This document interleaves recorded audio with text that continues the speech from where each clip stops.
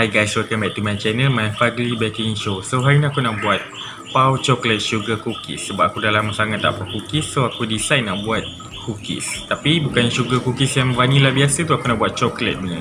So lagi sedap lah, sebab lagi pun tim pau ni, pau tu warna coklat. So tak salah kot aku buat chocolate sugar cookies ni. Untuk dekor dia aku guna royal icing sebab nampak lagi lawa lah. Kalau korang tak nak guna royal icing, korang biarkan je atas tu, korang sakat. Tapi rasa memang kena guna royal icing juga untuk buat mata, mulut ke apa semua tu. So korang buat je lah royal icing tu. Aku buat game pau ni sebab aku tiba-tiba teringat game tu. Sebab game tu dah lama kot. Tiba-tiba tak, aku tak tahu macam mana tiba-tiba benda tu boleh termasuk dalam kepala aku nak buat. So aku decide terus nak buat je. Aku rasa dah lama jugalah game ni.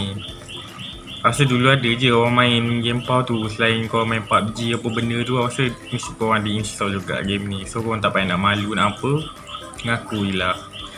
So aku malas nak cakap banyak-banyak, jom kita start baking. So inilah bahan yang kita perlukan nak buat chocolate sugar cookies tu. So korang perlukan tepung, cocoa powder, baking soda, garam yang ni secubit, sebiji telur, vanilla extract, butter. Korang jangan guna margarine sebab nanti tak sedap seperti aku cakap, dengan juga gula. Dia punya sukatan semua aku dah letak kat bawah, korang boleh tengok kat bawah je. First, macam biasa, bahan-bahan kering ni semua korang kena campurkan dulu dalam satu big mixing bowl ni. Tapi semua korang kena tapis kena ayak. Ni wajib tapis dengan ayak ni. Lepas tu bila korang dah whisk macam ni, dah whisk. Lepas tu korang letak je kat tepi, tutuplah, jangan kasi kenabuk. Lepas tu korang kena creamikan butter dengan sugar. First aku buat macam ni dulu, butter ni aku pukul dulu supaya lagi senang nak pukul dengan gula nanti. Ikut cara korang lah. Lepas tu bila dah creamy macam tu, korang masukkan gula dan korang pukul lagi. Yang ni main pukul sampai dia jadi creamy tau. Warna butter tu sampai jadi cair macam ni. Bila dah macam tu, korang masukkan sebiji telur dan korang pukul lagi. Yang ni pukul sampai sebati. Bila telur tu dah sebati, korang masukkan vanilla extract. Yang ni tak kisah berapa banyak, betul korang pukul lagi sampai sebati. Bila dah jadi macam ni, semua dah sebati, korang dah boleh campurkan bahan kering ni dekat yang creamy tu. Tapi yang ni aku tukar, aku masukkan creamy dekat bahan kering tu sebab yang bahan kering ni dekat big bowl, so senang. Lepas tu bila korang dah masukkan, korang gaul lah, korang pukul uli ni sampai jadi sebati balik. So korang uli dia, uli. Make sure tangan korang tu bersih lah, so tak adalah orang lain kena corona. Lepas tu bila korang dah uli tu sampai jadi dough and tak melekat, korang boleh pegang lah, jadi seketul macam ni. Lepas tu korang dividekan dough tu jadi dua, so senang nanti nak roll dia.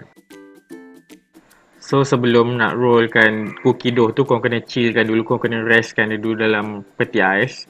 Ni aku letak dalam plastic wrap je, buat macam ni je, senang. So korang boleh tekan-tekan lah sikit dekat dough tu supaya nanti untuk korang roll lepas dah restkan dough tu, so senang. So untuk mudahkan dough tu bergerak ke sana sini, korang letak atas tray, so senang nanti. So yang lebih satu ni pun korang buat benda yang sama lah, tekan-tekan sikit kat plastic wrap tu and korang chillkan. Korang chillkan dalam masa 1 jam dalam peti ais. So lepas dah 1 jam korang restkan dough tu, korang dah boleh roll. Yang ni template ni aku buat sini, aku just gunting random je. Kalau korang nak lagi cantik, korang print lah, Google je lah. So yang tray ni korang sedia dulu awal-awal kat tepi. So sebelum korang nak roll tu, korang buka-buka sikit plastik ni, so senang dough tu nak mengembang. Lepas tu korang roll je lah macam biasa guna rolling pin.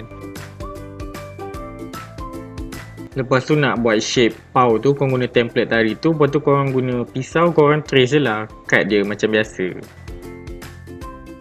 So untuk transferkan kek ni kat tray, aku guna kek spatula sebab dia sudah sikit. So lepas tu korang buat lah berapa banyak cookies yang korang nak ni.